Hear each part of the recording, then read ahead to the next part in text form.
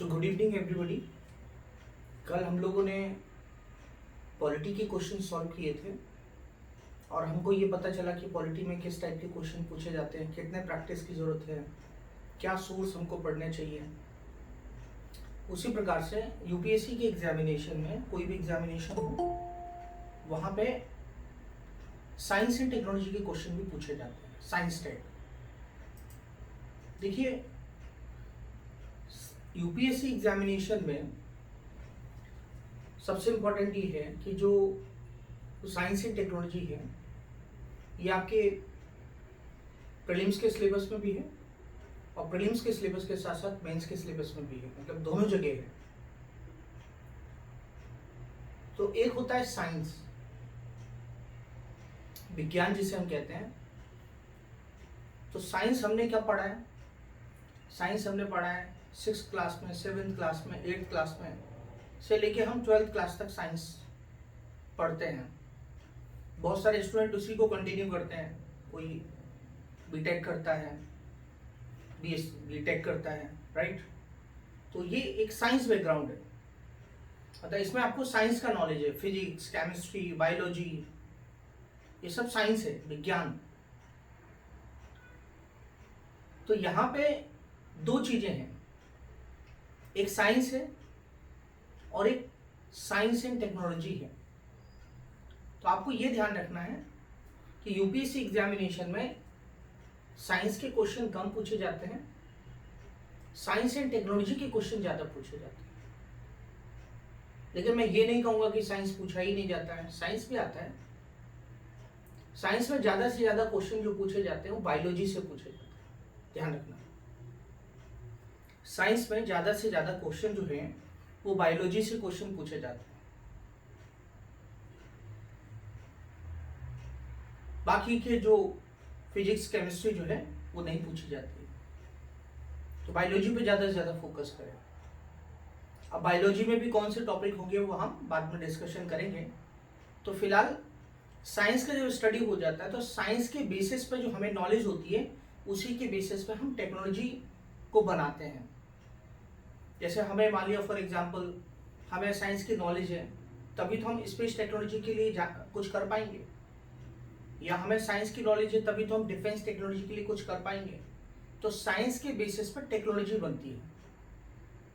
तो हमारे UPSC examination में, कोई भी एग्जामिनेशन यूपीएससी का होता है तो उसमें टेक्नोलॉजी से क्वेश्चन पूछे जाते हैं, और वो जो टेक्नोलॉजी होती है उस टेक्नोलॉजी को हम कहते हैं development of science and technology, उसको हम बोलते हैं development of science and technology.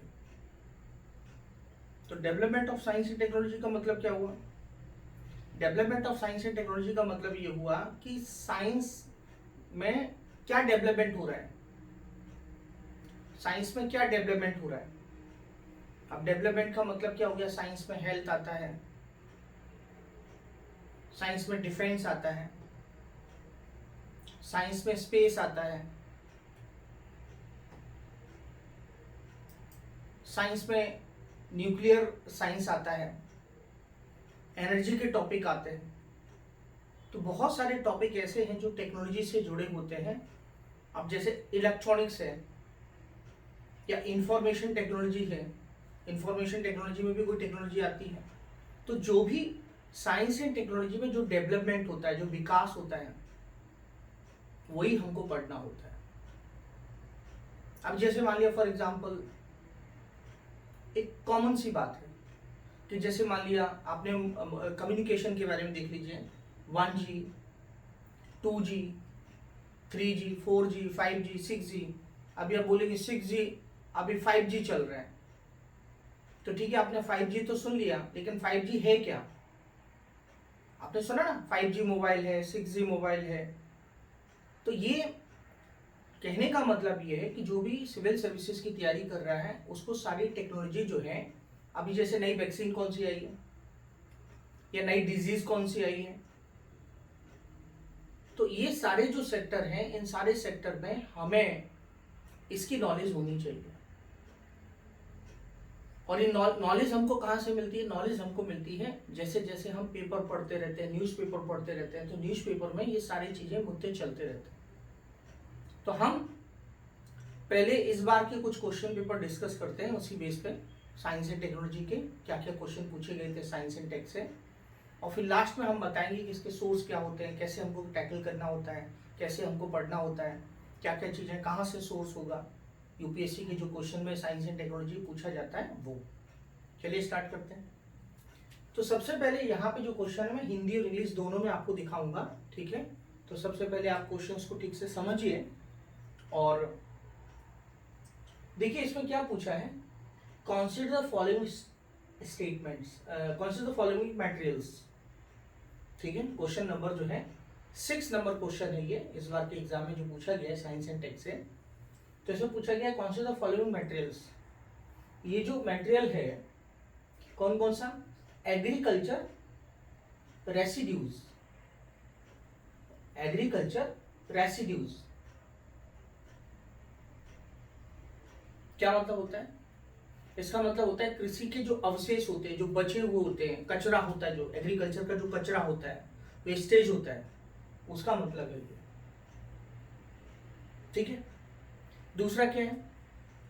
Corn, जो मक्का होता है, मक्का होता है, मक्के के जो दाने होते हैं। तीसरा क्या है? तीसरा यहाँ पे बोला है वेस्ट वाटर ट्रीटमेंट, ठीक है, वेस्ट वाटर ट्रीटमेंट की बात की गई है। और यहाँ पे वुड मिल वेस्टेज की बात की गई है। वुड मिल, जो वुड का मतलब क्या होता है? लकड़ी, लकड़ी के जो है वेस्टेज होते हैं उनकी बात की गई है। ये ऑप्शन दिए गए हैं। आप क्या पूछा है? ये पूछा है कि which of the above can be used as feedstock for producing sustainable aviation fuel. देखो आप, अब ये सवाल क्यों बना, ये क्वेश्चन क्यों बना, इसके पीछे क्या जरूरत थी? देखो यूपीएससी हमेशा क्या चाहता है कि हमारे पास जो भी स्टूडेंट आए उसको बहुत एक अवेयरनेस हर चीज के बारे में होनी चाहिए, एक अच्छा इंफॉर्मेशन होना चाहिए, एक एजुकेटेड पर्सन होना चाहिए, चीजों को समझ सके। अभी पूरी दुनिया में आपको पता है कि पूरी दुनिया में हर जगह ग्लोबल वार्मिंग का प्रॉब्लम है। हीट कितना बढ़ रहा है, मतलब एक जमाना था, एक समय था कि अगर आप देखेंगे तो जो शिमला वगैरह में लोग जाते थे छुट्टियां मनाने के लिए, ठीक है, अब शिमला में भी गर्मी पड़ रही, किधर जाओगे बताओ? तो क्या हो रहा है? पूरी दुनिया जो है इस समय ग्लोबल वार्मिंग की चपेट में है। क्लाइमेट चेंज जिसको कहते हैं, क्लाइमेट चेंज हो रहा है। अब क्लाइमेट चेंज के पीछे, अभी आपसे पूछे बताओ क्लाइमेट चेंज के पीछे क्या कारण है, तो आपने बेसिक पढ़ा होगा, ग्रीन हाउस गैसेस। अब आपको पता होना चाहिए ग्रीन हाउस गैसेस कौन कौन सी हैं। आपको पता है मीथेन है, कार्बन डाइऑक्साइड है, जो भी आपने नाम पढ़े हो तो किताब में पढ़े आपने। तो ग्रीन हाउस गैसेस के कारण बढ़ रहा है ये। चलिए ठीक है, ग्रीन हाउस गैसेस के कारण बढ़ रहा है, अच्छी बात है। तो अभी सवाल ये है कि पूरी दुनिया जो है क्या करती है, जो कोप की मीटिंग होती है, जिसे हम क्या कहते हैं, कॉन्फ्रेंस ऑफ पार्टीज, ठीक है। कॉन्फ्रेंस ऑफ पार्टीज में पूरी दुनिया जो है क्या करती है, मीटिंग करती है और डिसाइड करती है आगे क्या करना है, ठीक है। उसी में कॉन्सेप्ट आते हैं NDC, loss and damage fund, ऐसे करके हम कोप वाली बातों पे ध्यान रखते हैं। कोप में क्या चल रहा है, भारत ने भी टारगेट किया कि भाई हम भी नेट जीरो लेके आएंगे, मतलब चलता रहता है सब। इंडिया के लेवल पे तो चलता ही चलता है, दुनिया में भी चलता है। अब जैसे जैसे भारत एक अर्थव्यवस्था बनती जा रही, बड़ी अर्थव्यवस्था बन रही है, तो भारत को एक एनर्जी की बहुत बड़ी जरूरत है। लगातार एनर्जी की रिक्वायरमेंट बढ़ रही है। तो अभी हमारे पास एनर्जी के सोर्स क्या है? कोल। एनर्जी के सोर्स क्या है? कोल। एनर्जी के सोर्स क्या है? Diesel, petrol. और हमें कैसे चाहिए, कैसे फ्यूल चाहिए? सस्टेनेबल फ्यूल चाहिए हमको। हमने एनर्जी का टॉपिक पढ़ा था, आपको याद होगा, एनर्जी के टॉपिक को मैंने आपको पढ़ाया था। तो मतलब उससे कॉमन सेंस लगता है, ठीक है। जैसे बायोफ्यूल पढ़ा था हमने, ठीक है, बायोफ्यूल पढ़ाया था, मैंने आपको पढ़ाया था बायोफ्यूल अलायंस पढ़ाया था, आपको याद होगा। तो G20 की जो मीटिंग हुई थी, G20 की मीटिंग में भी तो यही बात की गई थी कि हम लोग ऐसे फ्यूल की तरफ आगे बढ़ेंगे, हम लोग ऐसे फ्यूल की तरफ आगे बढ़ेंगे जो आगे सस्टेनेबल हो, जो आगे सस्टेनेबल हो, मतलब आगे हमारे लिए प्रॉब्लम क्रिएट न करे, जो ग्लोबल वार्मिंग का इम्पैक्ट हो वो कम हो, ऐसे फ्यूल की हमको जरूरत है। ऐसे फ्यूल कौन से? विंड एनर्जी है, सोलर एनर्जी है, ये सब चीजें ऐसे सोर्सेस ही है। तो ठीक है, तो ये सारे जो सोर्सेज हैं इनकी तरफ हम बढ़ रहे हैं, आगे बढ़ रहे हैं, हमने टारगेट भी डिसाइड किए हुए हैं। लेकिन यहाँ पे उन्होंने क्या पूछा? आज हम हाइड्रोजन मिशन की बात कर रहे हैं। आगे का फ्यूचर हम देख रहे हैं कि हमारे आगे आने वाले जो व्हीकल्स होंगे, इलेक्ट्रिकल व्हीकल्स होंगे, आगे आने वाले व्हीकल्स जो होंगे वो किससे चलेंगे? वो हाइड्रोजन फ्यूल से चलेंगे। ऐसा भारत में पोटेंशियल चल रहा है, मिशन भी चलाया हमने। और आपको पता है एरोप्लेन जो होता है वो ग्रीन हाउस गैसेस का इमिशन करता है। तो आगे इनके लिए भी तो क्या चाहिए? फ्यूल चाहिए ना, ऐसे फ्यूल चाहिए जो सस्टेनेबल हो। तो भाई उन्होंने वही पूछ लिया है। ऐसा करते हैं लोग, थोड़ा स्मार्ट हमको सोचना पड़ेगा। तो उन्होंने वही बोला है, which of the above can be used as feedstock for producing sustainable aviation fuel?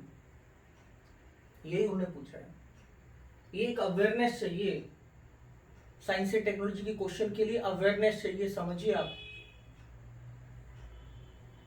और ये अवेयरनेस आपको धीरे धीरे, जैसे क्या होता है कि जैसे जैसे आप पढ़ते जाएंगे, जैसे जैसे लेक्चर्स अटेंड करते जाएंगे, तो धीरे धीरे आपका जो कॉमन सेंस है, आपका जो सोचने का तरीका है, नजरिया है, वो सब धीरे धीरे चेंज होता जाता है ऑटोमेटिकली।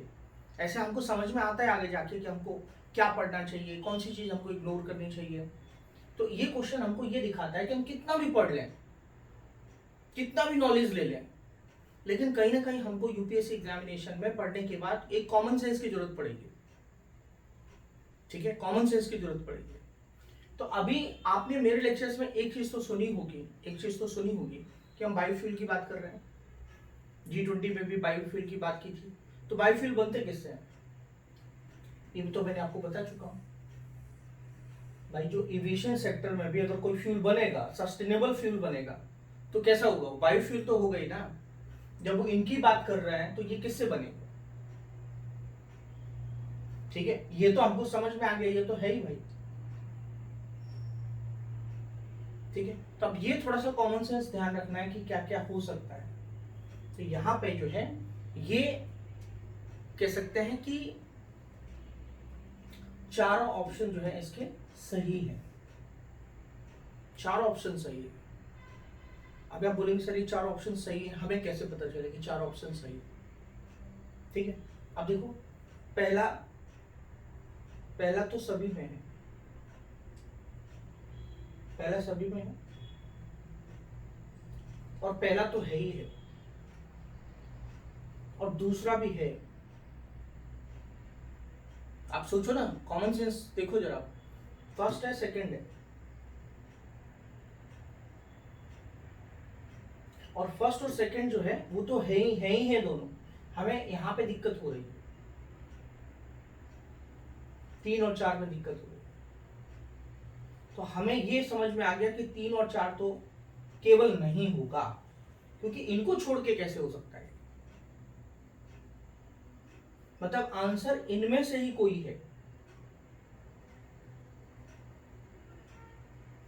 आंसर इनमें से ही कोई है। तो यहां पे ध्यान रखिएगा कि ये वाला जो है, ये वाले ऑप्शन पे थोड़ा सा और सोचा जाए। लकड़ी है ये भी वेस्टेज है, ये भी वेस्टेज है।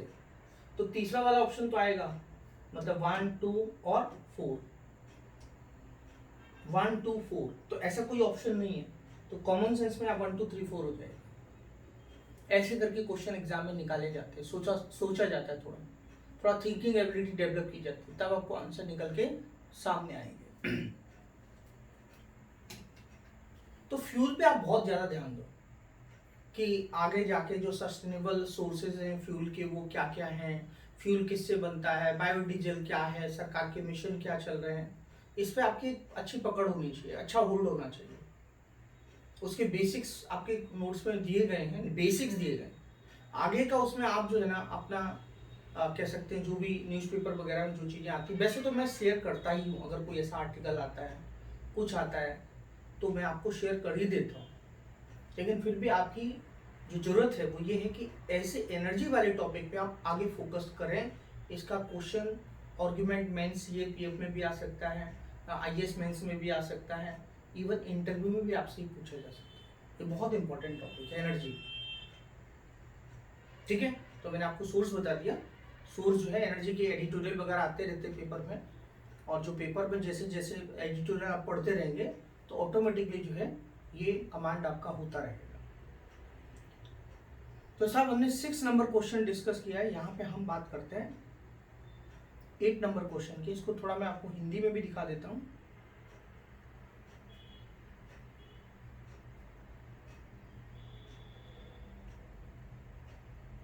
ये क्वेश्चन हिंदी में है, थोड़ा देख लो आप। ये क्वेश्चन हिंदी में है।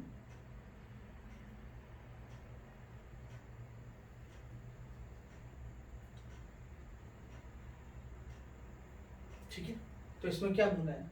संधारणीय। संधारणी का मतलब क्या होता है? संधारणी विमानन ईंधन के उत्पादन के लिए। संधारणी का मतलब होता है सस्टेनेबल। सस्टेनेबल इंग्लिश में देखो इसका टर्म क्या दिया है? इंग्लिश में इसका टर्म दिया है सस्टेनेबल। सस्टेनेबल का मतलब क्या होता है? एक ऐसा, ये लिखा है सस्टेनेबल एविएशन फ्यूल। आपने जो नोट्स पढ़ रहे हैं उसमें सस्टेनेबल डेवलपमेंट करके एक टॉपिक है, स्टार्टिंग में ही है। सस्टेनेबल डेवलपमेंट एनवायरमेंट इकोलॉजी में सतत विकास। सतत विकास या सस्टेनेबल डेवलपमेंट क्या होता है? सस्टेनेबल डेवलपमेंट सतत विकास वो होता है जिसमें हम ऐसा डेवलपमेंट करते हैं जो आगे आने वाली जनरेशन भी क्या करे, आगे आने वाली जनरेशन भी उसको, जैसे पानी है, अगर हम वाटर का यूज कर रहे हैं सारा वाटर हम ही खत्म कर देंगे तो आगे आने वाली जनरेशन क्या करेगी? तो हमें क्या करना है वाटर का या रिसोर्सेज का? सस्टेनेबल यूज करना है। चलिए ये कॉन्सेप्ट समझ में आपको आया होगा। दूसरा क्वेश्चन देखते हैं। क्वेश्चन नंबर है साइंस एंड टेक्नोलॉजी का, वो है 8 नंबर क्वेश्चन है। 8 नंबर क्वेश्चन है जो देखिए आप जरा। तो इसमें किसकी बात की गई? विच one of the following words और phrases is most appropriately used to denote an, ठीक है, interoperable network of 3D virtual worlds that can be accessed simultaneously by millions of users who can exert property rights over virtual items। ठीक है, आप सोचेंगे sir ये question पता नहीं कहां से बना। तो मतलब देखो एक वर्चुअल वर्ल्ड होता है। अभी हम लोग जो क्लास कर रहे हैं ये वर्चुअल कर रहे हैं। ठीक है, आप मेरे पास नहीं आए और ना ही मैं आपके पास गया हूं, फिर भी हम लोग बैठ के बात कर रहे हैं। ठीक है, अभी थोड़ा सा इसमें हम कैमरा वैमरा और लगा लें अच्छे से तो हम ऐसा भी कर सकते हैं, छू के भी देख सकते हैं एक दूसरे को। मतलब आगे आने वाली जो टेक्नोलॉजी होगी वो ऐसी होगी। ठीक है, आगे आप देखें एप्पल वगैरह वो चश्मा लगा के ऐसा लगता है एकदम रियल लगता है। एप्पल का टेक्नोलॉजी आ गया ना, एप्पल ऐसा एक आया है जिसको आप लगा के आपको ऐसा लगेगा कि बिल्कुल रियलिटी में आप मेरे सामने ही बैठे हैं, एकदम रियलिटी में। आगे आने वाली टेक्नोलॉजी है उसको क्या बोलते हैं? देखो वर्चुअल वर्ल्ड तो है, ये देखो वर्चुअल तो है ये, ठीक है, लेकिन साथ ही साथ वर्चुअल के साथ साथ क्या है एक ऐसा वर्चुअल जिसमें आपको रियल लगे। अब जैसे मान लिया फॉर एग्जांपल आपको लगता है, आपको फील करना है कि नहीं साहब मुझे घूमने जाना है, कि साहब कहाँ जाना है, मुझे न्यूयॉर्क में जाना है, तो इसके द्वारा आप न्यूयॉर्क का फील ले सकते हैं। आप न्यूयॉर्क की गलियों को देख रहे हैं कि नहीं साहब अब मुझे इस सड़क पे जाना है, अब मुझे इस सड़क पे जाना है, इस होटल में क्या चल रहा है, उधर क्या चल रहा है, सब चीजें आप घर पे बैठ के देख सकते हैं, फील ले सकते हैं मुझे। तो ये जो है इसे हम कहते हैं मेटावर्स। ठीक है, इसे हम कहते हैं मेटावर्स। अब आप बोलोगे सर ये कहाँ से पढ़ना है, ये कैसे क्वेश्चन आता है? यही साइंस एंड टेक्नोलॉजी में आपको जब आप एग्ज़ाम देंगे तो एग्ज़ाम में आपको हमेशा एक अवेयरनेस रखनी है, ठीक है, एक अवेयरनेस रखनी है। आपको फेसबुक का नाम पता होगा, उसने अपना क्या नाम रखा है, ठीक है, हाँ यस, एकदम सही है। तो थोड़ा ऐसा नहीं है कि पता नहीं नींद में सो रहे हो, पता नहीं कौन सी दुनिया में हो, अताई पता नहीं है, भाई तुम्हारा नाम क्या है, नहीं भाई हमको नहीं पता, हम तो भूल गए हैं। तो ऐसे लोगों से क्या यूपीएससी करेगा? उनको मतलब एक टेक्नोलॉजी का नॉलेज होना चाहिए कि भाई देश दुनिया में क्या चल रहा है, ठीक है, कि पता चला कि ऐसे ड्रोन चल रहा है ऊपर, बच्चे देख के भाग गए, दिखाया जाता है ना एक जगह, बच्चे भाग गए थे, पता नहीं क्या आ रहा है ये। तो कम से कम पता होना चाहिए भाई ड्रोन है ये, कि आपके लिए अजूबा हो जाए। तो ये सब टेक्नोलॉजी है जो आपको पता होना चाहिए। वही यूपीएससी का एग्जाम का एक तरीका है कि अगर आपको अवेयरनेस है तो आप डील कर ले जाएंगे। ये अवेयरनेस का मामला है, और ये अवेयरनेस आपको पेपर से ही मिलेगा, न्यूज़पेपर्स में। और सिर्फ न्यूज़पेपर से भी नहीं, सोशल मीडिया से भी मिल सकता है आपको। मैं ये नहीं बोल रहा हूँ कि न्यूज़पेपर से ही, दुनिया में हर चीज़ तो आपको बहुत सारे लोग बोलते हैं कि नहीं साहब मैं तो आईएएस की तैयारी कर रहा हूँ, मैं व्हाट्सअप यूज़ नहीं करूँगा, और मैं क्या बोलते हैं व्हाट्सअप क्या मैं बंद करने वाला हूँ, मोबाइल फेंकने वाला हूँ नदी के अंदर, अब तो मैं किसी से बात भी नहीं करूँगा क्योंकि हम तो आईएएस की तैयारी कर रहे हैं। अरे बकवास बात है, ठीक है ना, क्योंकि आपको टेक्नोलॉजी का यूज़ आपके इंटरेस्ट के लिए करना है, टाइम पास करने के लिए नहीं। अगर आप टाइम पास करने के लिए करेंगे तो सभी चीज़ बेकार है, ठीक है। खाना भी बैठे टाइम पास कर रहे हैं खाना, तो क्या वो भी बकवास है? हर चीज बकवास है लाइफ में, क्यों? तो इसलिए आपको हर चीज को यूज करना है अपने इंटरेस्ट के लिए। तो आपको सोशल मीडिया पे बहुत सारी चीजें मिल जाती है, बट आपने सोशल मीडिया का कौन सा प्लेटफॉर्म चुना है, कैसे इंटेलेक्चुअल लोगों से आपकी बात होती है, वो डिपेंड करेगा, ठीक है ना। कि आप फेसबुक में रील देखते जाते हैं, गाने डांस चल रहे हैं, ठुमके लगा रहे हैं लोग, वो देख रहे हैं, तो उससे कुछ नहीं मिलेगा, ये तो फालतू है, ठीक है। आप देखो कि आपको क्या चीज देखनी है। तो हमने ये क्वेश्चन जो है 8वां क्वेश्चन हमने देखा है ये, और देखिए वर्चुअल दुनिया की बात चल रही है इसमें। अब हम देखेंगे 11वां नंबर क्वेश्चन।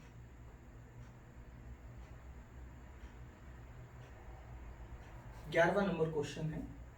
तो 11वां नंबर क्वेश्चन क्या कहता है, with reference to radioisotope. अब देखो साइंस में पढ़ा होगा आपने, कितने लोगों ने साइंस पढ़ा है? रेडियो आइसोटोप क्या होता है? रेडियो आइसोटोप पढ़ा होगा, 100% केमिस्ट्री में था, ठीक है, केमिस्ट्री में था।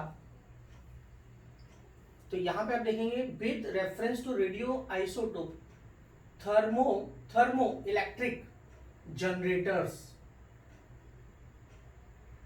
क्या बोल रहा है? Radioisotope thermoelectric generators, ये बात कर रहे हो, थर्मो इलेक्ट्रिक जनरेटर, और वो भी रेडियो आइसोटोप। तो ये क्या बोल रहा है, ठीक है, क्या बोल रहा है कि रेडियो थर्मो इलेक्ट्रिक जनरेटर्स, ठीक है, आरटीजीएस।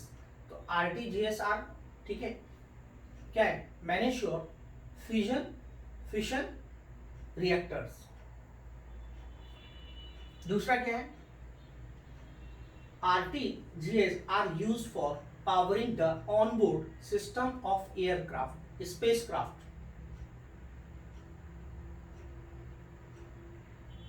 अब देखो इसके बारे में हम अभी तो डिटेल में नहीं पढ़ेंगे, बट देखो कोई भी जैसे गाड़ी चल रही है, कार चल रही है, तो कार चल रही है फ्यूल से चल रही है, सीएनजी, पेट्रोल, डीजल, किसी न किसी से तो चल रही है वो, ठीक है।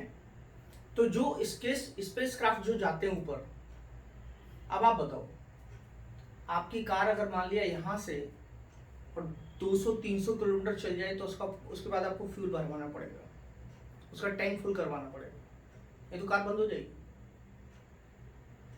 अभी आप खुद सोचो, एक स्पेस क्राफ्ट है जो ऊपर जा रहा है, वो कहां से फ्यूल लाएगा, कितना फ्यूल लाएगा, और कितना भर के ले जाएगा? तो एनर्जी का सोर्स क्या है? एनर्जी का सोर्स क्या है? सन, सन एनर्जी का सोर्स है, ठीक है।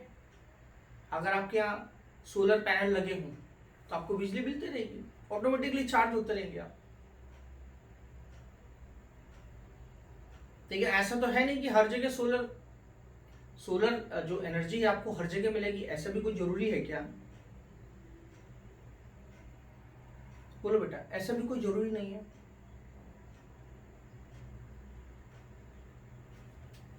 तो यहां पे ध्यान रखिएगा, ये जो जनरेटर है, ये जनरेटर इसके स्पेस क्राफ्ट में लगाया जाता है। अभी हमको नॉलेज होनी चाहिए कि जनरेटर कहाँ काम करता है। तो ये जनरेटर हमें कहाँ काम करता है? Onboard system of space craft में काम करता है, ठीक है। ये ध्यान रखिए, लिखते जाइए, ये चीजें आपको आगे भी काम आने वाली हैं, ये चीजें आपको आगे भी काम आने वाली हैं, सभी exam.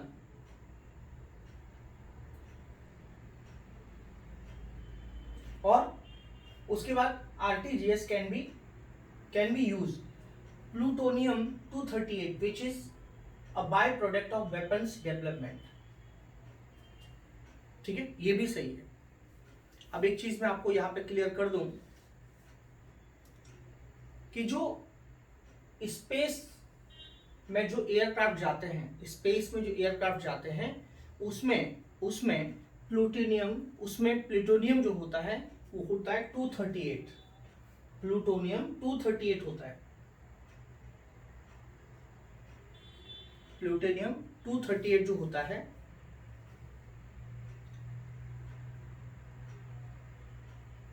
RTGS can plutonium 238 which is a byproduct of weapons development। 238 प्रयोग होता है इसमें, किसमें? जो न्यूक्लियर वेपन्स बनाए जाते हैं, न्यूक्लियर वेपन्स को ले जाने के लिए, मतलब इस टेक्नोलॉजी में। लेकिन जो स्पेस क्राफ्ट में लगे होते हैं वो होते हैं 239।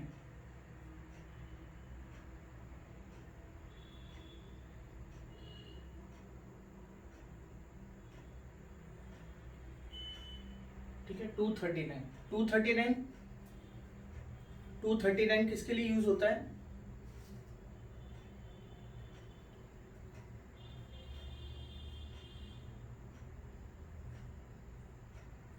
जो स्पेस एयरक्राफ्ट होते हैं, स्पेस एयरक्राफ्ट उनमें यूज होता है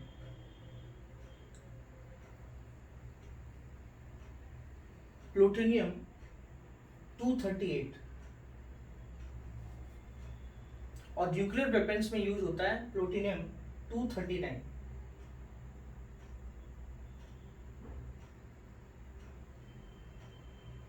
शायद थोड़ा सा देख लीजिए, मतलब मैं आपको क्लास में बता दूंगा, बट इसका जो सही आंसर है वो ये वाला सही है। RTGS can use plutonium 238 which is by product of weapons development, ठीक है। बट मैंने आपको जो बताया वो सही है, ये ऑप्शन सही है। प्लूटोनियम 239 यूज होता है न्यूक्लियर वेपन्स में, और 238 होता है इस स्पेस क्राफ्ट के लिए। नेक्स्ट देखते हैं हम लोग।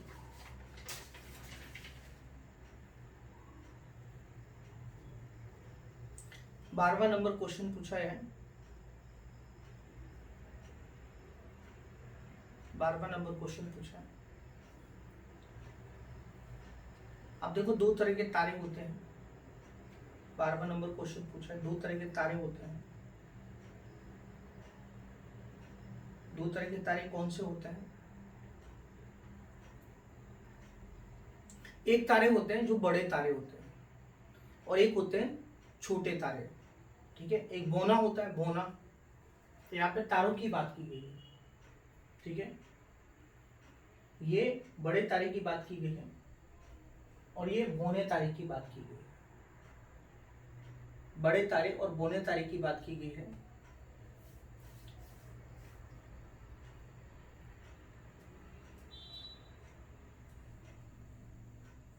तो यहाँ पे हमें ध्यान रखना है कि इसमें ऑप्शन जो है वो डी सही है, डी सही है। Statement second is incorrect. Statement second is incorrect. कैसे इनकरेक्ट है, आप देखो जरा ध्यान से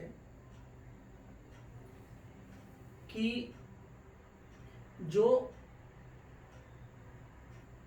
छोटे तारे होते हैं, जो छोटे तारे होते हैं उनके अंदर जो न्यूक्लियर रिएक्शन होता है, नाभिकीय अभिक्रिया होती है, वो ग्रेटर रेट नहीं होता है, कम रेट होता है। इसलिए स्टेटमेंट गलत होके ये वाला सही हो। स्टेटमेंट वन इज इनकरेक्ट, इसलिए ये वाला गलत है और ये वाला सही है। नहीं, ये वाला सही है, ठीक है। छोटे वाले जो होते हैं, छोटे वाले जो तारे होते हैं, मैं थोड़ा एक्सप्लेनेशन गलत कर दिया। छोटे वाले जो तारे होते हैं वो greater role of nuclear reactions होता है। तो ये तारों के बारे में है, ठीक है। देखो 2-3 कॉन्सेप्ट हमको केमिस्ट्री में समझने पड़ेंगे। न्यूक्लियर फ्यूजन क्या होता है, फ्यूजन साइंस में ही पहले फिर से पढ़ना पड़ेगा आपको कि उसका यूज क्या होता है, न्यूक्लियर फ्यूजन का यूज क्या होता है, फ्यूजन का यूज क्या होता है। तो ये सब जो आप साइंस में एक बार अपना बैकअप बना लेंगे ना, जो आपने पहले पढ़ा, तो आपको साइंस के क्वेश्चन देख के आपको ये समझ में आएगा कि मुझे साइंस में कौन कौन से टॉपिक पढ़ने हैं। ऐसे तो पूरी साइंस पढ़ना है आपको, बट कुछ कॉन्सेप्ट्स आपको पढ़ने ही हैं अच्छे से साइंस पढ़ने के लिए। तो इसमें न्यूक्लियर फ्यूजन और न्यूक्लियर फिजन ये दोनों होते हैं। देखो ये आपको टॉपिक समझना पड़ेगा। तो ये टॉपिक आप साइंस के ध्यान रखिएगा, ये इसी से क्वेश्चन पूछा गया था। अभी आपको देखना होगा कि नाभिकीय संलयन होता है, एक हिंदी में उसको बोलते हैं, ठीक है, नाभिकीय संलयन बोलते हैं। तो सूर्य क्या करता है, ज्यादा प्रकाश देता है, लंबे समय तक रहता है, छोटे तारे टूट जाते हैं जल्दी।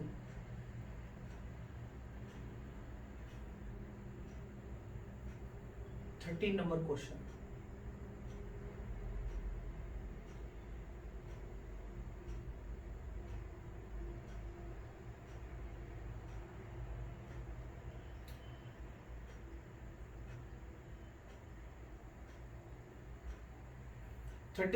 देखो बायोलॉजी से पूछ रहा है। 13 नंबर क्वेश्चन बायोलॉजी से पूछ रहा है। वो क्या पूछ रहा है, वो पूछ रहा है, बायोलॉजी का क्वेश्चन है ये। वही पूछ रहा है कि विच one of the following is synthesized in human body that dilates blood vessels and increase blood flow।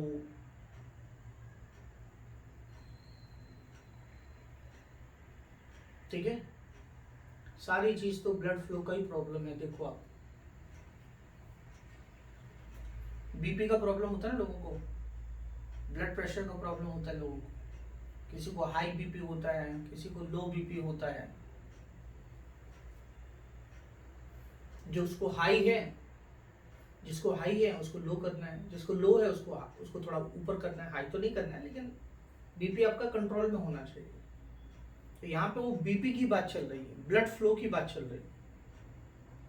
तो कोई ऐसे क्वेश्चन आपसे एग्जाम में पूछे जाते हैं। और आजकल दुनिया में सबसे बड़ी प्रॉब्लम क्या है, किसी का कोलेस्ट्रॉल लेवल बढ़ा हुआ है, कोलेस्ट्रॉल बढ़ा हुआ है, किसी को बीपी का प्रॉब्लम है, शुगर का प्रॉब्लम है।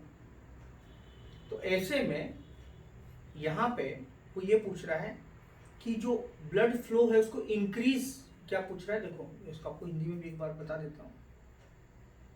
क्वेश्चन नंबर 13 है, वो पूछ रहा है कि निम्नलिखित में से कौन सा मानव शरीर में संश्लेषित होता है। मानव शरीर में सिंथेसिस होता है और रक्त वाहिकाओं को विस्फारित करता है और रक्त प्रवाह को बढ़ाता है। ब्लड फ्लो को कौन बढ़ाता है, ब्लड फ्लो को कौन बढ़ाता है, ये क्वेश्चन है।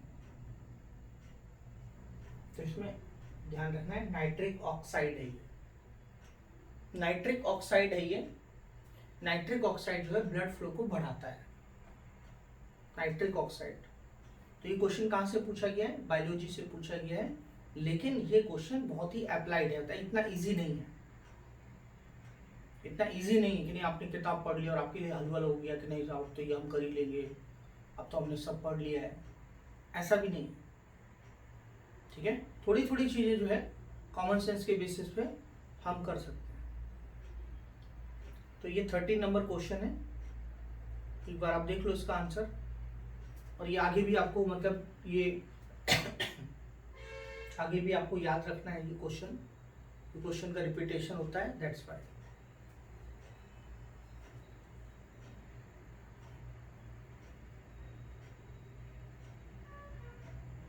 चलिए नेक्स्ट क्वेश्चन देखते हैं।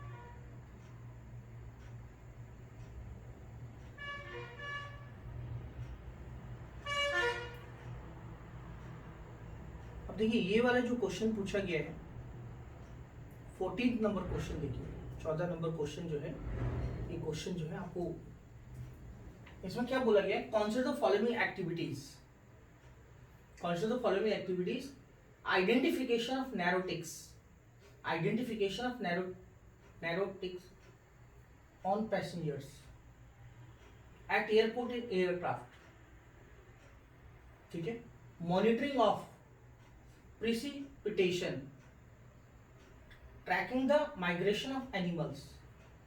In how many of the above activities can the radar be used? ये भी साइंस एंड टेक्नोलॉजी का क्वेश्चन है और ये रडार से पूछा गया, रडार। साइंस एंड टेक्नोलॉजी का क्वेश्चन रडार से पूछा गया है। देखो बेटा, रडार क्या करता है, रडार का काम क्या होता है, रडार एयरपोर्ट पे लगे रहते हैं, तो जो एयरक्राफ्ट आता है उसको वो क्या करते हैं, उसको मॉनिटर करते हैं। रेडियो वेव्स उनसे टकराती है रडार से, रेडियो वेव्स क्या करती है, रेडियो वेव्स आके उनसे टकराती है और रडार को पता चल जाता है, क्या पता चल जाता है, हाँ फ्लाइट आ रही है, आसमान में कोई मिसाइल है, ठीक है, आसमान में कोई एयरक्राफ्ट है, विमान है, एरोप्लेन है, ये सब पता लगा लेता है रडार। तो क्वेश्चन क्या पूछ रहा है, क्वेश्चन ये पूछ रहा है कि रडार किन किन चीजों के लिए प्रयोग होता है। भाई साहब, जो नार्कोटिक्स है, नार्कोटिक्स क्या करता है, कहीं कोई स्मगलिंग तो नहीं कर रहा है, कहीं कोई चरस, गांजा, हीरोइन ये सब तो नहीं लेके जा रहा है। ये नार्कोटिक्स के अधिकारी देखते हैं एयरपोर्ट पर, वो चेक करते हैं। तो भाई साहब अगर रडार लगा के चेक कर लेते तो फिर उनकी क्या जरूरत होती है, ये कॉमन सेंस वाली बात है। क्यों, क्या समझे आप इस बात को? थोड़ा सा देखो, यूपीएससी में कहीं ना कहीं कॉमन सेंस भी यूज होता है यार, कि जब हम एयरपोर्ट पे जाते हैं तो एयरपोर्ट पे एयरक्राफ्ट को देखा जाता है रडार से, ये थोड़ी नहीं देखा जाता है। अब देखो इन्होंने कितना बड़ा चालाकी कर लिया है, इन्होंने बोला नन, अब ये तो हमको नहीं पता चलेगा, ओनली वन, तो अभी हम और देखेंगे। लेकिन ये वाली जो ऑप्शन है ना, ये वाली जो ऑप्शन है इतनी इजी नहीं है। Uses of radar, uses of radar, radar के क्या यूजेस हैं, क्या उसके एप्लीकेशंस हैं, रडार से हम क्या क्या फायदे ले सकते हैं, एक एक्चुअली क्वेश्चन ये पढ़ना था साइंस एंड टेक्नोलॉजी में। तो रडार के जो यूजेस हैं, आज रडार का यूज किसके लिए होता है, हमारे क्लाइमेट के लिए भी होता है, ठीक है, बारिश आ रही है, साइक्लोन आ रहा है, तूफान आ रहा है, उसके लिए रडार का यूज होता है। तो मतलब ये सही है। उसके बाद ये tracking the migration of animals, अब मान लिया एनिमल्स के अंदर कोई लगा दिया, ऐसा कोई चिप लगा दिया जो रडार से जाके क्या हो रही है, रेडियो वेव्स टकरा रही हैं जाके, ठीक है, और फिर पता चल रहा है हमको कि कौन कौन सा जानवर कहाँ पे, रडार से हम क्या करते हैं, हम जानवरों के ऊपर कुछ लगा सकते हैं जो कि रडार पे हमको क्या कर सके, कैच कर सके वो कहाँ पे है। ये यूज किया जा रहा है, जो साइंस का यूज किया जा रहा है, ये और ये सही है, तो ओनली टू सही है। क्या आपको समझ में आया? यही साइंस एंड टेक्नोलॉजी है। साइंस में हम क्या पढ़ते हैं, vitamin, minerals, hormones, blood group, ये सब पढ़ते रहते हैं, बचपन में पढ़ा होगा। लेकिन भाई वो पूछ रहे हैं टेक्नोलॉजी, अभी आपको यही नहीं पता आता, पता नहीं रडार क्या होता है, तो फिर क्या कर पाओगे आप? बात समझ में आई आप लोगों को? तो हमारे लिए कौन सा टॉपिक इंपॉर्टेंट हो गया? देखो सिंपल सी बात, पिछले 10-11 साल के यूपीएससी के जितने पेपर हैं, साइंस एंड टेक में जो जो टॉपिक पूछे गए हैं उनकी एक लिस्ट तैयार कर लो, उन पे काम कर लो, आप क्वालिफाई हो जाएंगे। सिंपल सा मंत्र, सिंपल सा मंत्र है। आपको ये समझ में आएगा मिजाज क्या है, वो क्या पूछते हैं, और जब आपको ये समझ में आएगा तब तो फिर आप क्या कर पाओगे? तब तो आप फिर न्यूज़पेपर ठीक से पढ़ोगे ना, क्योंकि आपको मालूम है कि न्यूज़पेपर में से क्या पढ़ना है। कोई पूछे कि सर न्यूज़पेपर पढ़ना है, बताओ कौन सा पढ़े? ये बेटे ने पूछा था मुझसे, संजीवनी बेटी ने पूछा था मुझसे कि सर कौन सा न्यूज़पेपर पढ़ा जाए। तो मैंने कहा बेटा थोड़ा सा ऑब्जर्व करो, 1-2 बार और थोड़ा सा ऑब्जर्व करो, थोड़ा धीरे धीरे जैसे समझ में आएगी ना स्टार्ट कर देना, पहले समझो तो सारा। अभी एक और टेक्नोलॉजी यहाँ पे, उस टेक्नोलॉजी को बोलते हैं स्टील्थ टेक्नोलॉजी। इसमें स्टील्थ टेक्नोलॉजी मोस्ट इंपॉर्टेंट है आपके एग्जाम के लिए। अब आप बोलोगे सर स्टील्थ टेक्नोलॉजी क्या होता है, हमको बताओ जरा। एयरक्राफ्ट में अगर हम स्टील्थ टेक्नोलॉजी का यूज करते हैं तो कोई रडार उसको ट्रैक नहीं कर पाएगा। अगर उसमें स्टील्थ टेक्नोलॉजी का यूज किया हुआ है तो रडार भी ट्रैक नहीं कर पाएगा, वो रडार को भी धोखा देके निकल जाएगा। क्या मेरी बात समझ में आई आपको? ये स्टील्थ टेक्नोलॉजी है, तो आपसे ये भी एग्जाम में पूछ सकते हैं। ये सब बातें सुनने के लिए, नोट करने के लिए स्टील्थ टेक्नोलॉजी क्या है। स्टील्थ था है, स्टील्थ टेक्नोलॉजी क्या है? तकनीकी।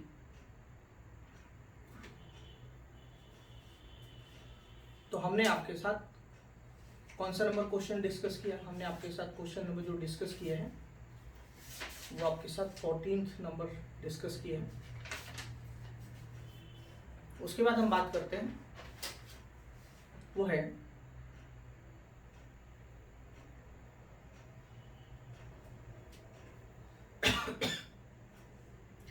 देखो स्टील टेक्नोलॉजी पे ज्यादा से ज्यादा यूएसए ने काम किया है, यूनाइटेड स्टेट्स ऑफ अमेरिका ने काम किया है उसके ऊपर।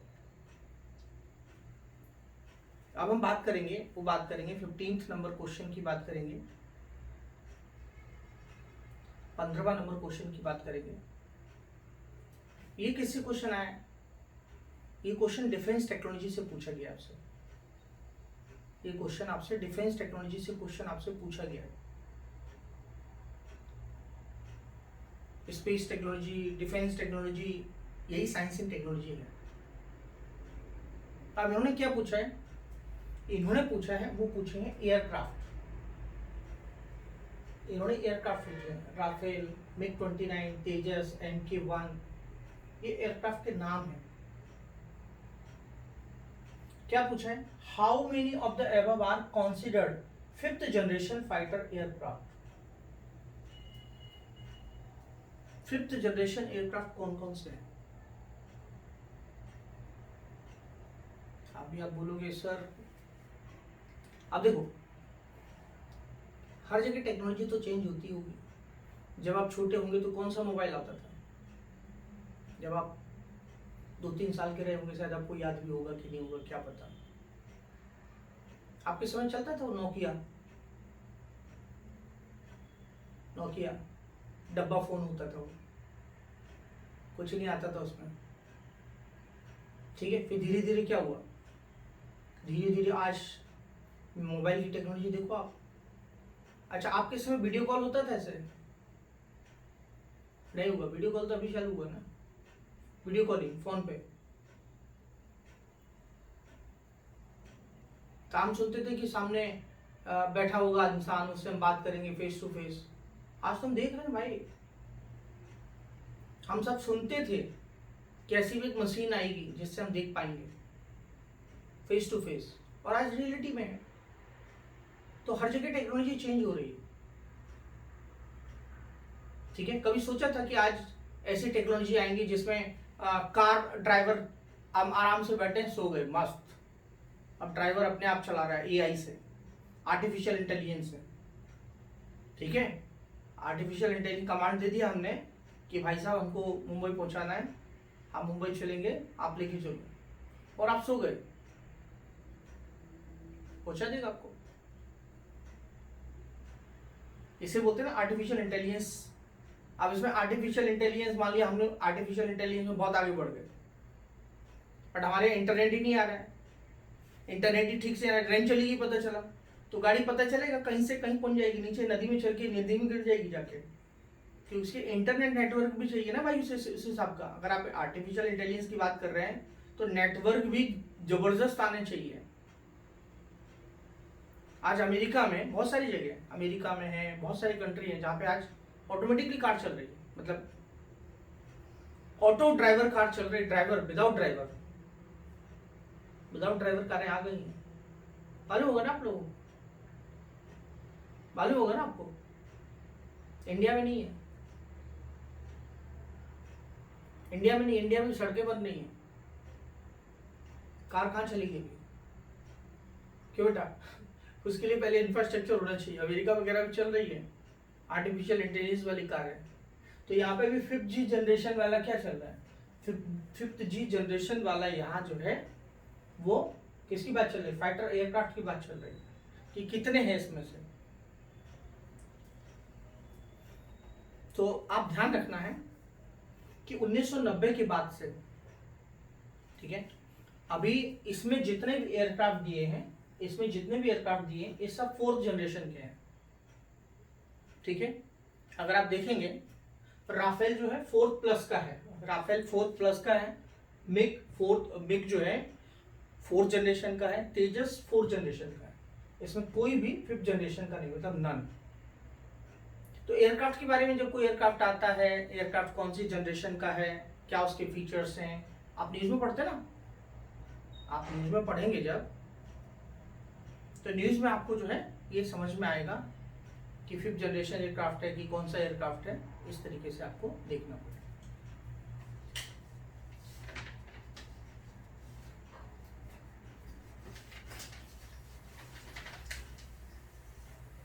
अब देखते हैं हम 16 नंबर क्वेश्चन देखते हैं, 16 number question.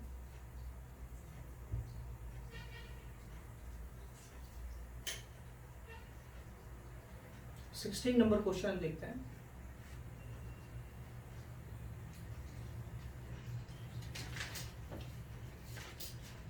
Sixteen number question में हम देखेंगे तो ये क्वेश्चन पूछा गया है, आपके स्क्रीन पर देख सकते हैं आप, 16 नंबर क्वेश्चन पूछा गया है। In which of the following are hydrogels used, in which of the following are hydrogels used, इन किस में हाइड्रोजेल्स यूज होता है, in which of the following are hydrogels used.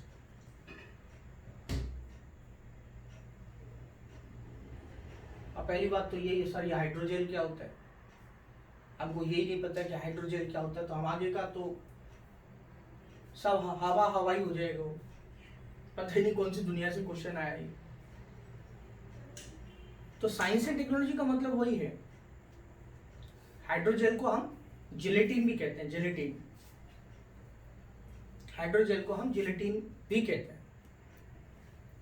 देखो हाइड्रोजेल आपने देखा होगा कि जो हमारे यहाँ अगर पानी जो है काफी गाढ़ा हो, गाढ़ा समझते हो, गाढ़ा का मतलब होता है एक तो डाइल्यूट होता है, वाटर डाइल्यूट होता है, और एक बहुत ज्यादा कैसा हो, कॉन्सेंट्रेशन ज्यादा हो, कॉन्सेंट्रेट ज्यादा हो, पानी की सांद्रता जो है, ठीक है, पानी की जो सांद्रता है जिसको हम डेंसिटी कहते हैं, उसकी डेंसिटी पानी की कम है तो वो हाइड्रोजेल होता है। अभी मैं आपको सीधा सीधा बताता हूँ हाइड्रोजेल क्या है, इसको हम जिलेटिन बोलते हैं। अब हाइड्रोजेल जो होता है, अब देखो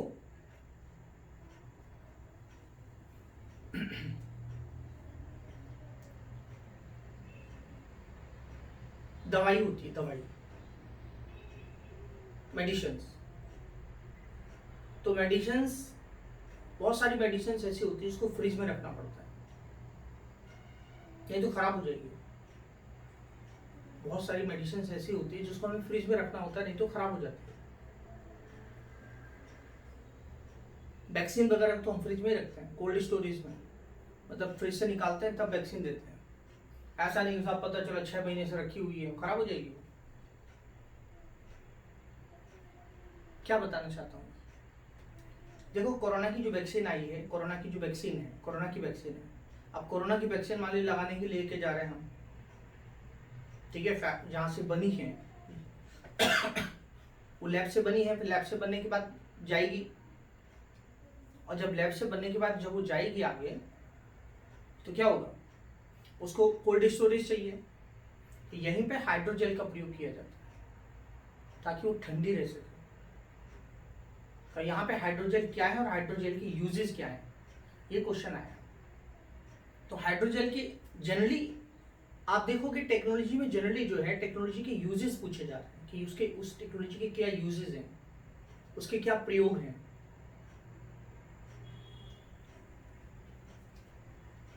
तो इसका प्रयोग क्या है, अभी देखो आप गाड़ी कार जब आप चलाते हैं, कार जब चलाते हैं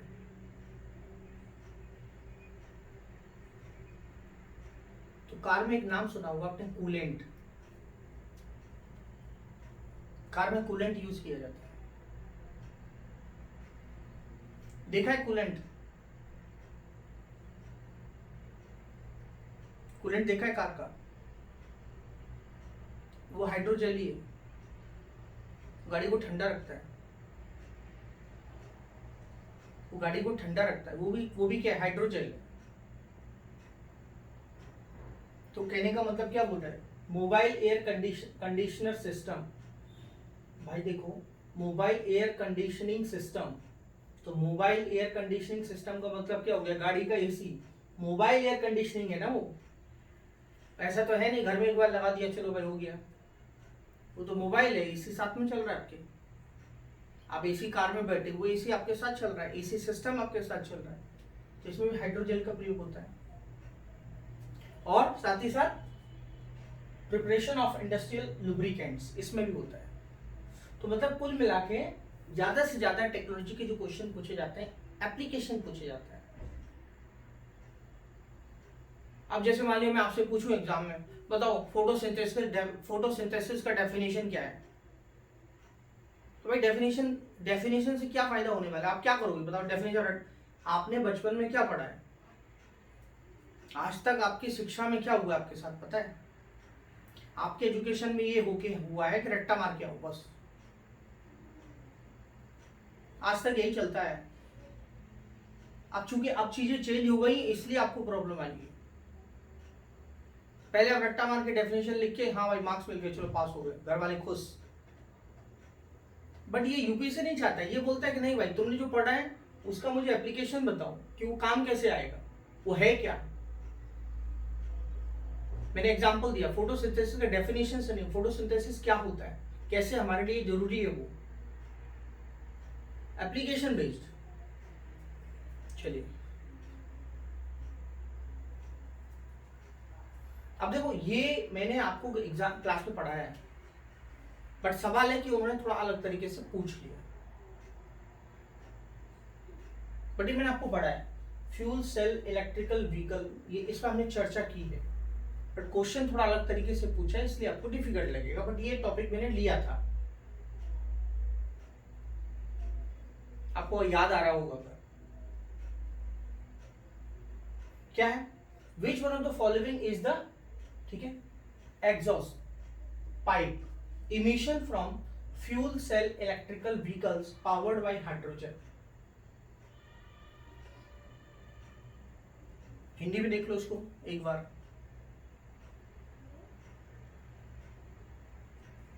हिंदी में क्या बोलता है, निम्नलिखित में से कौन सा हाइड्रोजन द्वारा चलित फ्यूल, निम्नलिखित में से कौन सा हाइड्रोजन द्वारा चलित फ्यूल, हाइड्रोजन द्वारा चलित फ्यूल सेल इलेक्ट्रिकल वाहनों से निकलने वाला निर्वातक नली उत्सर्जन है। मतलब ऐसा कोई व्हीकल है जो हाइड्रोजन फ्यूल से चल रहा है, तो उसकी जो फ्यूल सेल इलेक्ट्रिकल व्हीकल का जो बाहर निकलने वाला पाइप है उसमें से क्या निकलेगा? बड़ा अजीब गरीब क्वेश्चन है। एक बार इसको हम इसमें भी देख लेते हैं।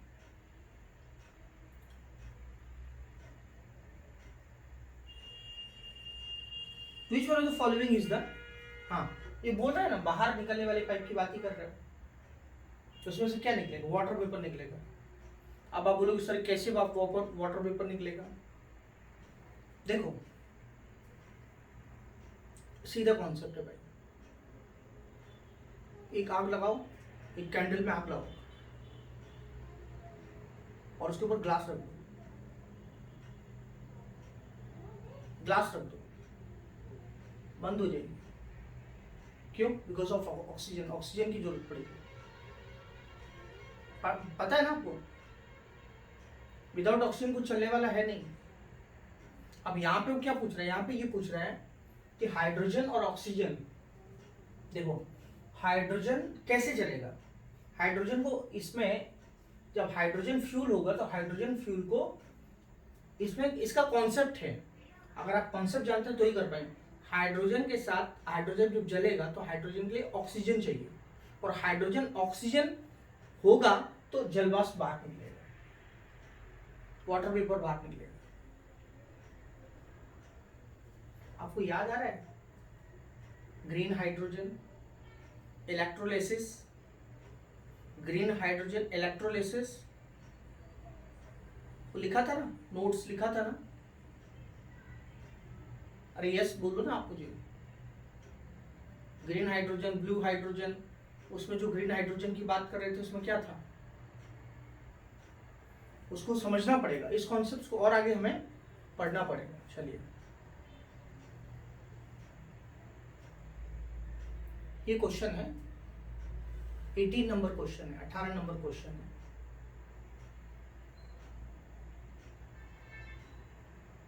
एटीन नंबर क्वेश्चन में क्या पूछा गया है? Recently the term pumped storage hydro power is actually and appropriately, ठीक है, discuss in the context of which one of the following. देखो पम्प्ड स्टोरेज हाइड्रो पावर, ये यही पे सारी चीजें, pumped storage hydro power, pumped storage hydro power.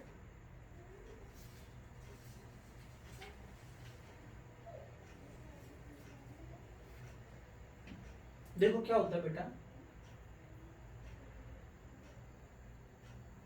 कि आज हमारे पास एनर्जी का सबसे बड़ा प्रॉब्लम क्या है?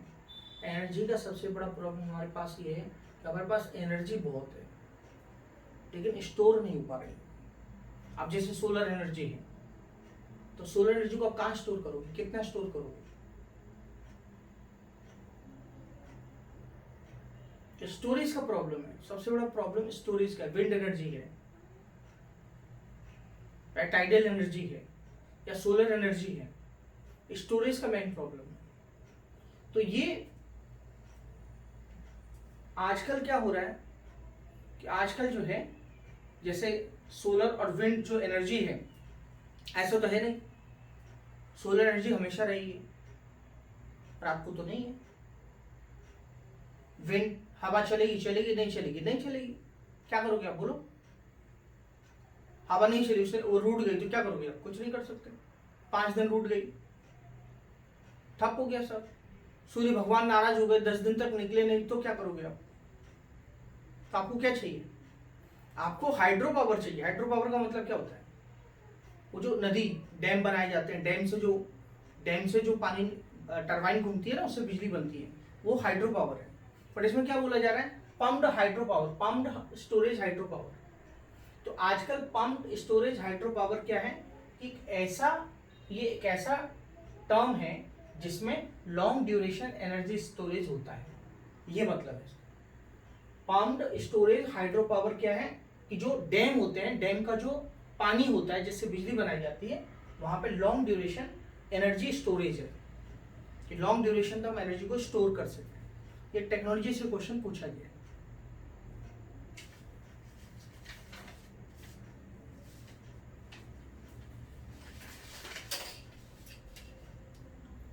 नंबर क्वेश्चन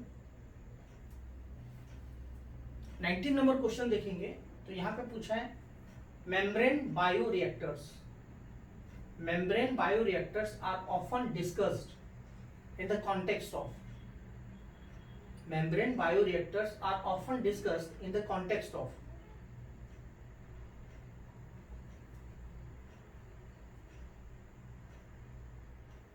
तो यहां पे जो membrane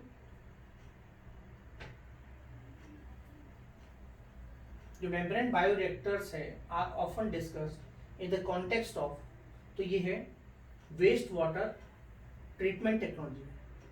waste water treatment technology, ठीक है। जो खराब पानी होता है जिसको साफ किया जाता है खराब पानी को, तो खराब पानी को साफ करने की जो टेक्नोलॉजी होती है उसी को हम बोलते हैं मेम्ब्रेन बायोरिएक्टर्स।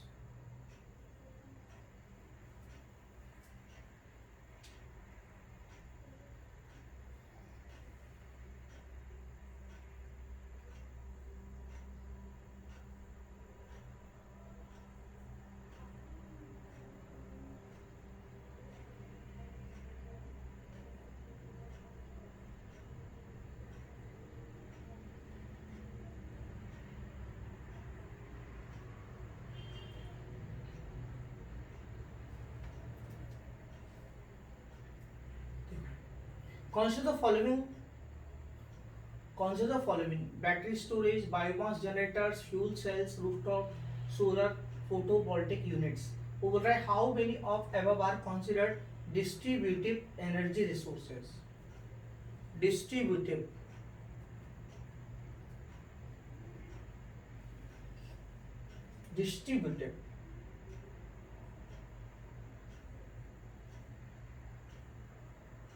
अब डिस्ट्रीब्यूटिव का मतलब क्या हो गया? डिस्ट्रीब्यूटिव एनर्जी स्टोरेज,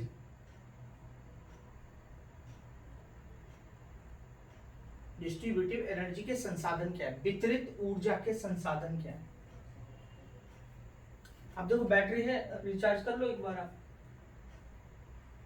बैटरी एक बार चार्ज कर लो, आप बैटरी स्टोरेज कर लो, डिस्ट्रीब्यूट कर दो। बैटरी होनी चाहिए, बैटरी बैकअप होना चाहिए आपके पास। दूसरी बात बायोमास जनरेटर्स में भी वैसा ही है, एक बार रात रिचार्ज हो गया चलते रहो। फ्यूल सेल भी वैसे ही है, फोटोवोल्टिक सेल भी वैसे ही है, तो चारों है ऐसे ही। आपने एक चीज नोटिस की है क्या? एनर्जी पे क्वेश्चन ज्यादा पूछे जाते हैं, पर थोड़ा अभी क्या था, थोड़ा जल्दबाजी थी, जल्दी जल्दी करना था सब कुछ। अदरवाइज अगर हम इस टॉपिक को अच्छे से डिटेल में पढ़ें, साइंस टेक को बहुत अच्छे से तैयार करें, तो हम साइंस टेक के ये जो 11 क्वेश्चन लगभग पूछे गए हैं, हर साल पूछे जाते हैं। ये मैं आईएएस एग्जामिनेशन की बात कर रहा हूँ। बाकी दूसरे एग्जाम्स में जैसे सीएपीएफ के एग्जाम में भी साइंस टेक के क्वेश्चन पूछे जाते हैं। सीएपीएफ के एग्जाम में साइंस के क्वेश्चन ज्यादा पूछे जाते हैं, साइंस टेक भी आता है, डिफेंस भी आता है, क्योंकि इंटरनल सिक्योरिटी वाली बात है। लेकिन हाँ, ये जो यहाँ जब पढ़ रहे हैं ये वहां के लिए भी जरूरी है। तो बस यही है, कुल मिला के एक ही है कि भाई अगर ठीक से तैयारी करनी है, अच्छे से तैयारी करनी है, तो एक लिस्ट तैयार करो। लिस्ट में क्या होना चाहिए? लिस्ट में ये होना चाहिए कि कौन कौन से टॉपिक हैं जिनसे क्वेश्चन आते हैं। एक बात तो ये हो गई, उनकी लिस्ट तैयार करो। दूसरा, क्या पूछते हो, क्योंकि अगर हमको ये पता चल गया ना क्या पूछते हो, तो हम पढ़ने में हमारे लिए इजी रहेगा। अदरवाइज हम कुछ भी पढ़ेंगे। सेकंड, हमारा टारगेट ये होना चाहिए कि क्या पूछते हो। और तीसरा होता है सोर्स, थर्ड आता है सोर्स, कि सोर्स क्या होना चाहिए। तो भाई सोर्स तो एक ही इंपॉर्टेंट है, बस आंखें खुली होनी चाहिए। बाकी साइंस टेक का कोई सोर्स नहीं है। साइंस टेक के लिए कोई किताब भी अगर आप लोगे ना, मार्केट में आती है किताब, ऐसी बात नहीं है, मैंने कभी रिकमेंड नहीं करता हूँ। क्यों? भारत की आज़ादी के समय क्या टेक्नोलॉजी थी, भाई क्या लेने देना, वो भाई नया पूछ रहे हैं और आप पुरानी किताबें पढ़ रहे हैं, अपने दादा की ज़माने की, बाबा की ज़माने की, तो उससे क्या मिलेगा? कुछ फायदा नहीं होगा, वो किसी काम की नहीं है। तो इसलिए कोशिश ये करो कि नई नई टेक्नोलॉजी पेपर में क्या चल रही है, न्यूज़पेपर में क्या चल रही है, मैं आपको अपडेट करता जाऊंगा, बट आपको भी पता होना चाहिए, इसलिए मैंने आपको समझाया। मैं तो आपको अपडेट करूंगा ही करूंगा, बट ये चीज आपको भी पता होनी चाहिए। अब एक दिन मैं आपको साइंस टेक की लिस्ट देने वाला हूँ, क्वेश्चन की लिस्ट देने वाला हूँ, कुछ टेक्नोलॉजीज मैं आपको समझाने वाला हूँ। जब आपको लिस्ट मिल जाएगी आपको पता चल जाएगा। कुछ टेक्नोलॉजीज हम क्लास में डिस्कस करेंगे और फिर हम PYQ सॉल्व करेंगे। और जैसे जैसे हम PYQ सॉल्व करते जाएंगे तो आपको पूरा मिजाज समझ में आ जाएगा। तो इसके बाद आपको खुद पता चलेगा मुझे क्या पढ़ना है, वही आपको एग्जाम के लिए रिवाइज करता है। ठीक है? साइंस टेक के लिए कोई किताब नहीं है, मैं आपको फिर से बता। साइंस टेक के लिए द हिंदू पेपर आता है जो, उसमें 1 या 2 दिन साइंस टेक का एक अलग से कॉलम आता है या अलग से उसमें एक पेज होता है, लेकिन मेरे हिसाब से वो यूजलेस है, ये मैं बता रहा हूं। लोग बोलेंगे नहीं साइंस टेक का वो आता है द हिंदू में, आपके कुछ पल्ले नहीं पड़ने वाला। इसलिए कोई कुछ भी कहे, बी प्रैक्टिकल, हमको प्रैक्टिकल रहना है, हमें आइडियलिस्टिक नहीं बनना है, रियलिस्टिक बनना है। रियलिस्टिक, ये एक्चुअली रियलिटी में क्या है?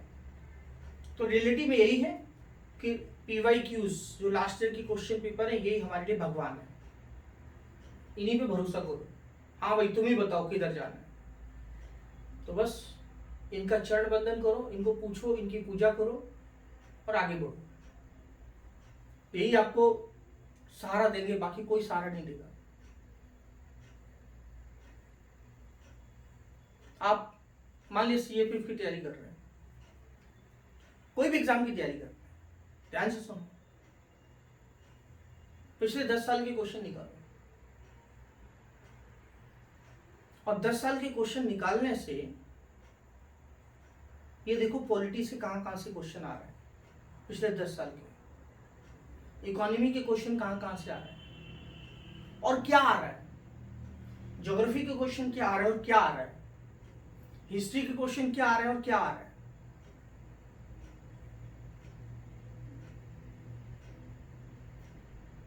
जब आपको सारा पता लगेंगे, 2 दिन लगने दो, डोंट वरी, वो 2 दिन लगेंगे कोई प्रॉब्लम, 3 दिन में लगे तो भी कोई दिक्कत नहीं है, लेकिन उसके बाद आपका जो पढ़ने का अप्रोच बदलेगा, आपका जो नजरिया बदलेगा, आपको पता चलेगा स्टैंडर्ड क्या है, हम जो पढ़ रहे हैं उसमें से हमको कितना हेल्प मिलेगा, फिर आपको ये पता चलेगा हमें और क्या पढ़ना चाहिए हमें कौन से टॉपिक और एक्सप्लोर करने चाहिए। ऐसे करंट अफेयर्स में बना लो कि पिछले सालों में करंट अफेयर्स क्या क्या पूछा है, और पिछले सालों में करंट अफेयर्स क्या क्या पूछा गया है, तो आपको ट्रेंड, UPSC का प्रॉब्लम क्या है पता है?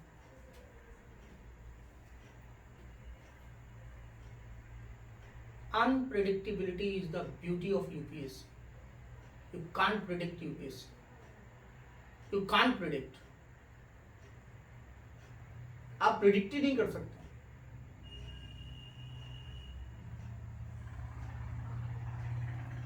हर साल UPSC का पैटर्न कुछ अलग ही होता है, कुछ अलग।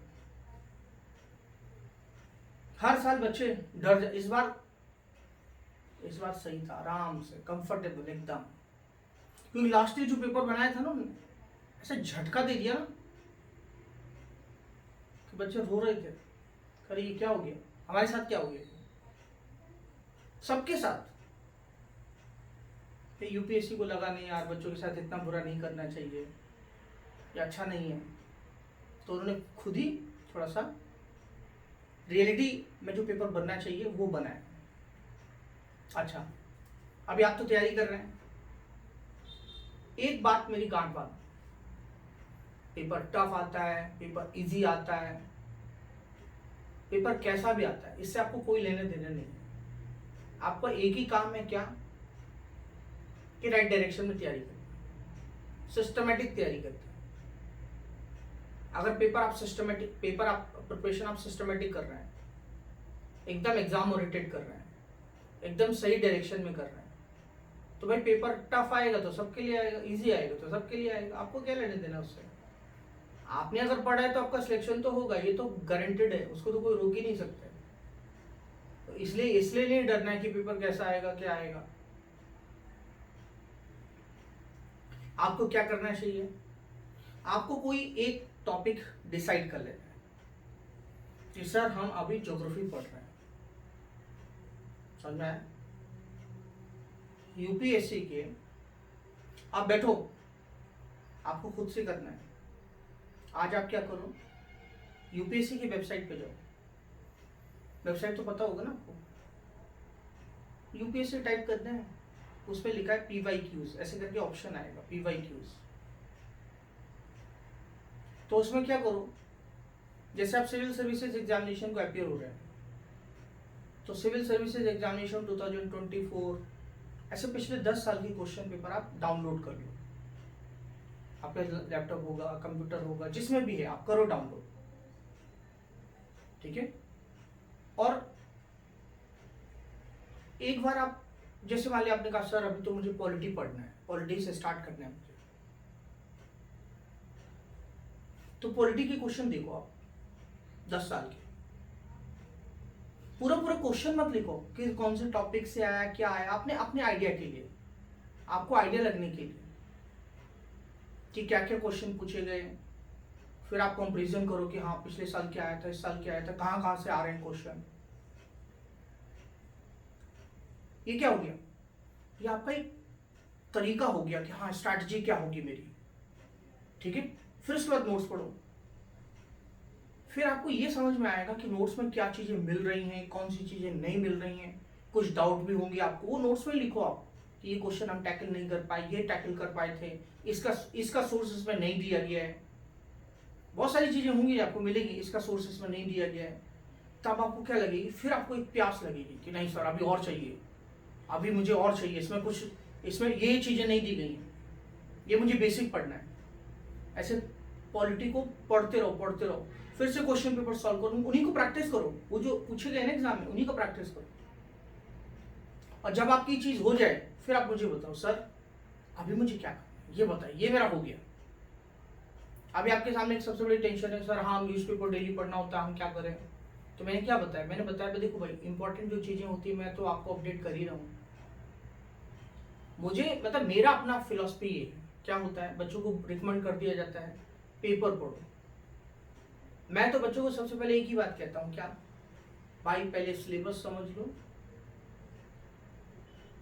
पहले सारे पीवाईक्यू समझ लो, सारे सब्जेक्ट्स के नॉलेज समझ लो, कहाँ पढ़ना है, क्या पढ़ना है, क्वेश्चन कैसे आते हैं, कहाँ पे क्या पूछा जाता है, तब पेपर में समझ में आएगा नहीं भाई ये आता है, हमको यही पढ़ना है। और हमने पहले से ही पेपर पढ़ना चालू कर दिया, हमको समझ में नहीं आ रहा है पेपर क्या है, तो आपका सिर्फ क्या होगा, रद्दी बनेगी और रद्दी वाले को भेज दोगे, इससे ज्यादा कुछ नहीं होने वाला है। कौन कौन से टॉपिक है, हिस्ट्री है, पॉलिटी, आप डिसाइड करो ना, जो आपको इंटरेस्टिंग लगे, आपको लगे नहीं साहब ये इंटरेस्टिंग है मेरे लिए, उसी से स्टार्ट करो। बोरिंग से स्टार्ट करोगे तो क्या हो जाएगा, वो बोरिंग हो जाएगा आपके लिए। हर बच्चे का थोड़ा एक इंटरेस्ट होता है कि भाई कौन से टॉपिक से मुझे स्टार्ट करना, एक टॉपिक से आप स्टार्ट करो, पीवाईक्यूज देखो, स्टैंडर्ड देखो उनका, हम कर पा रहे हैं कि नहीं कर पा रहे हैं। फिर जैसे ही आप ये सारी चीजें कर लोगे, उसके बाद मुझे बताओ कि सर मेरा टॉपिक चल रहा है 15 दिन 20 दिन जो भी हो जाएंगे, तो आपको एक अच्छा सा आप मेहनत करेंगे, एक ही डायरेक्शन में करें, कोई डाइवर्जन ही नहीं है आपके पास, दूसरा कोई डाइवर्जन है ही नहीं। बहुत सारी किताबें भी नहीं कि जहां आपको डाइवर्जन होगा कि नहीं ये पढ़ो या वो पढ़ो, वो पढ़ो ये पढ़ो, उसके पीछे आप लग जाओ, वो हो जाएगा तो आपकी बहुत सारी प्रॉब्लम सॉल्व हो जाएंगी। ऐसे करके इंप्रूवमेंट होता है, हमेशा ध्यान रखो, तब आपका इंप्रूवमेंट होगा, तब आपको पता चलेगा अब मैं क्या पढ़ूं, फिर तब मैं आपको बताऊंगा कि अब ये पढ़ो, तो आपको फिर वो समझ में आएगा अच्छे से, फिर आपको और इंटरेस्ट आएगा। और पहले से ही आपको डिफिकल्ट बता दूं